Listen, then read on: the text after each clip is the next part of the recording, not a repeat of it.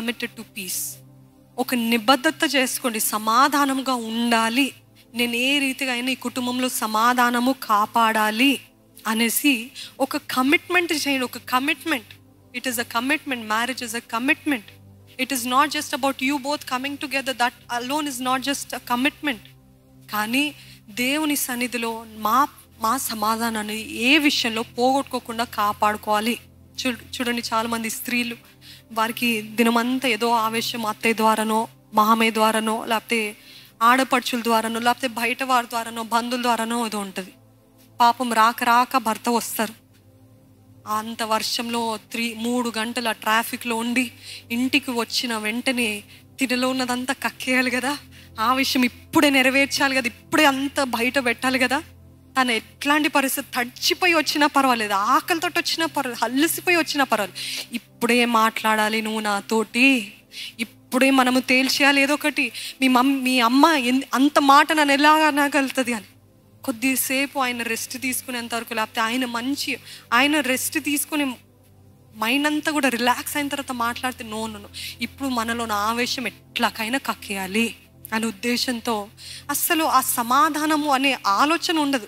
వెంటనే చూపించాలి, వెంటనే కనపరచాలి. పెద్ద మనసు కనపడదు. సర్లే కొంచెం టైం ఇద్దాములే. అవన్నీ ఎవరు చేస్తారంటే శరీరానుసారంగా జీవించే వారు చేస్తారండి. ఆత్మానుసారంగా బ్రతికే వాళ్ళు అట్లాగా చేయలేరు. బికాజ్ ఆత్మానుసారంగా దేవుడు అంటాడు, అనుచుకో, మౌనంగా ఉండు, నోరు మూసుకో, ఇది కాదు సమయము, తగిన సమయంలో మాట్లాడు అని అంటే నో. శరీరానుసారం వెంటనే ఇప్పుడే నిజంగా మాట్లాడకూడదు అని చెప్పట్లేదండి, మాట్లాడాలి. భర్త అనగా భార్య అనగా ఇద్దరు మాట్లాడుకోవాలి. అసంభవాలు లేకపోతే మనస్పర్ధాలు వచ్చినప్పుడు వారి హృదయాలు విప్పి మాట్లాడుకుంటేనే ఆ కుటుంబం నిలబడుతుంది. కానీ ఎస్తేరు ప్రార్థన చేస్తుంది చూడండి, రాజు దగ్గరికి వెళ్ళక ముందు 3 దినాలు ఉపవాసం ఉండి ప్రార్థన చేస్తుంది కదా. నేను అనేది మీరు కూడా ఉపవాసం ఉండి మీ వార్తతో మాట్లాడమని చెప్పట్లేదు, కానీ ఆ ఆవేశం కనపరచకముందు మొదటిగా దేవునితో మీదంతా కూడా హృదయం విప్పి ఆయనతో మాట్లాడండి. మాట్లాడిన తర్వాత సగానికి సగం ఆ భారము పోయిన తర్వాత దేవుని అడగండి, దేవా నీ సహాయం అడుగుతున్నాను, దీనంగా తగ్గింపుతో ఏ రీతిగా మాట్లాడాలో నువ్వే నా నోట్లో నీ మాటలు ఉంచయ్యా, ఇదయ్యా నా బాధ, నేను హృదయాలు పంచుకోవాలనుకుంటున్నాను, కానీ ఆవేశంతో, కోపముతో, ఉద్రేకముతో నేను మాట్లాడకుండునట్లు సమాధానంగా, ప్రేమతో, తగ్గింపుతో ఎలాగో ఓడ్చుకుంటూ మాట్లాడాలో నాకు నేర్పించు అని మొదట ఆయన సన్నిధిలో అడిగితే ఆ సిచ్యువేషన్ మొత్తం కూడా దేవుడు అట్లా మార్చేస్తాడండి. He is a God who will change situations. అదే చూస్తాం ఎస్తేరు జీవితంలో. ఆ రాజు మామూలుగా అయితే ఎవరైనా అక్కడ ఆయన ముందు వచ్చారంటే, ఆయన ఖడ్గం లేపారంటే ఇంకా అంతే. కానీ ఎస్తేరు ఉపవాస ప్రార్థన చేసి అప్పుడు రాజు దగ్గరికి వచ్చింది కాబట్టి ఆయన దయ చూపించాడు. ఎందుకంటే మొదటిగా తను దేవుని దయ పొందుకుంది.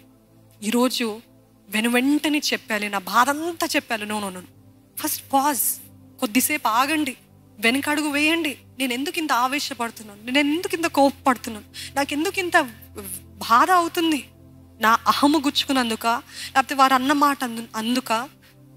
రిలాక్స్, పాజ్ అ మూమెంట్, ఒక్క నిమిషం ఆగి మెల్లగా కనపరచండి. అది భర్త అయినా భార్య అయినా మెల్లగా. ఎందుకంటే we are only here for peace. నమ్మిన వారు ఆమెన్ చెప్దామండి. ఎందుకంటే సమాధానాన్ని వెతుకుతున్నాము కాబట్టి. అదే ఆవేశంతో వెళ్తే అది ఒక బాంబు పేలినట్టు వెళ్ళిపోతూ ఉంటుంది. మాటకి మాట, గొడవకి గొడవ, ఇంకా పెద్దగా అవుతూ వెళ్ళిపోతూ ఉంటుంది. అప్పుడు అపవాది పక్కన కూర్చొని మీ ఇంట్లో బాగా ఆయనతో పాటు, అపవాదితో పాటు ఇంకా 10 దెయ్యాలు తీసుకొచ్చి మీ ఇంట్లో చక్కగా మీరిద్దరు గొడవలు చేసుకుంటామంటే, మనస్పర్ధాలు పెట్టుకుని చూసి బాధపడుతూ, ఏడుస్తూ, అరుస్తూ, బూతులు మాట్లాడుతామంటే పక్కన కూర్చొని వాడి అనుచరులు అందరు కూర్చొని పక్క నవ్వుతూనే ఉంటారు. వారికి ఎంత సరదనో. మరి ముఖ్యంగా విశ్వాసి కుటుంబాల్లో గొడవలు చెలరేగి గొడవలు అవుతున్నాయి అంటే అపవాదికి ఇలాగ తలుపు తెరిచి రాన ఇంటిలోకి అని ఆహ్వానిస్తున్నాడు. తెలుసా మీకు అది? మీరు అనుకున్న చిన్న గొడవే కదా, చిన్న మనస్పర్ధమే, చిన్న బాధ, చిన్న క్షమించలేని హృదయమే, పర్వాలేదులే అని అనుకుంటున్నారు. నో, యూర్ లిటరల్లీ ఆత్మీయ రంగంలో, శారీరకంగా తలుపు వేసి ఉంది, కానీ ఆత్మీయ రంగంలో మీరు తలుపు తెరిచి, ఇదిగో రా మా ఇంట్లో తాండవం చేయి, ఇదిగో రా నా భర్త పైన అధికారం తీసుకొని, నా భార్య పైన అధికారం తీసుకొని మీరు చెప్తున్నట్లే ఆత్మీయ రంగంలో జాగ్రత్తగా ఉండండి. అందుకనే దేవుడు అంత స్పష్టంగా చెప్పాడండి, బీ కమిటెడ్ టు పీస్. సమాధానాన్ని వెతకండి, దాన్ని వెంటాడండి.